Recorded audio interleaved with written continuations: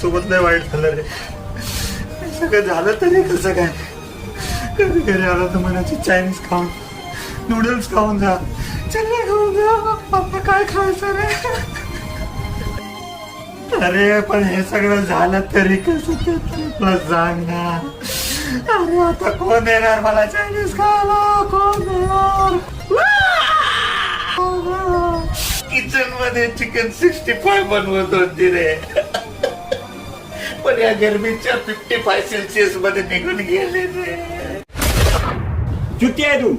मी तुला आधीच सांगितलेलं त्या चायनीज मुलीसोबत लग्न नको करू म्हणून, तरी काशी केलीस. त्यांचं कसं असतं माहिती ना तुला. चला तो चांद तक, नाही तो शाम तक.